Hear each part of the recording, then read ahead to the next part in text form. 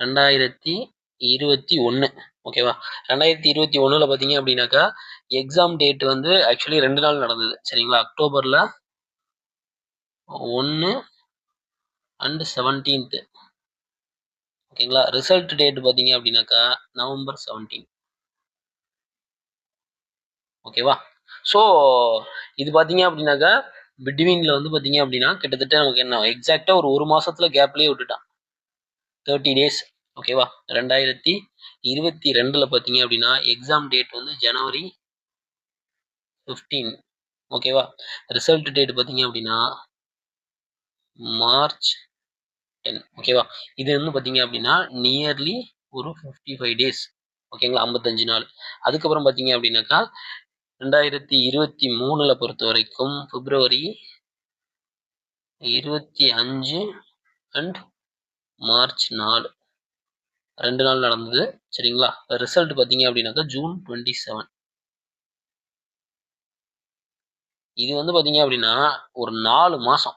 சரிங்களா? இது வந்து ஆக்சுவலி வந்து அ கொஞ்சம் டிலே ஆயிடுச்சு. ஓகேங்களா? ஸோ இந்த எலக்ஷன் இஷ்யூனாலன்னு நெனைக்கிறேன். ஸோ அதனால பார்த்தீங்க அப்படின்னாக்கா, டிலே ஆயிடுச்சு. ஸோ இது வந்து பார்த்தீங்க அப்படின்னா, 4 மந்த்ஸ் கேப். ஓகேங்களா? Nearly 4 months. 2024 போன வருஷம் பார்த்தீங்க அப்படின்னாக்கா, எக்ஸாம் வந்து ஏப்ரல்ல நடந்துச்சு. ஓகேங்களா? 10 அதுக்கப்புறம் 12ஆம் தேதி நடந்துச்சு. ஜூன் 11 ரிசல்ட் விட்டுருக்காங்க. ஜூன் 11 ஓகேவா? இது பார்த்தீங்க அப்படின்னாக்கா 60 டேஸ் ஓகேங்களா? அப்போ நமக்கு பார்த்தீங்க அப்படின்னா, மினிமம் வந்து ஒரு 1 மாசத்துல இருந்து அதிகபட்சம் வந்து இந்த இத வந்து நம்ம கன்சிடர் பண்ண வேண்டாம். சரிங்களா? ஸோ இது இல்லாத ஒரு 60 நாள் வந்து மேக்ஸிமம் வந்து இது பண்ணி ரிசல்ட் வந்து ரிலீஸ் பண்ணியிருக்காங்க.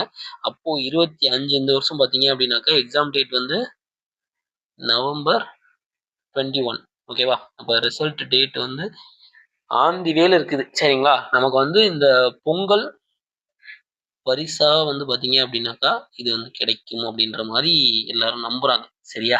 ஸோ வந்து ஆல் தி பெஸ்ட். ஸோ இந்த பொங்கல் இல்ல இந்த பொங்கல் முடிச்சுட்டு வரப்போற அந்த மண்டே ஓகேவா? அந்த மண்டேக்குள்ள பார்த்தீங்க அப்படின்னாக்கா, ரிசல்ட் வந்து கன்ஃபார்மா வந்து பார்த்தீங்க அப்படின்னாக்கா ரிலீஸ் பண்ணிருவாங்க. சரிங்களா? So all the best. Thank you.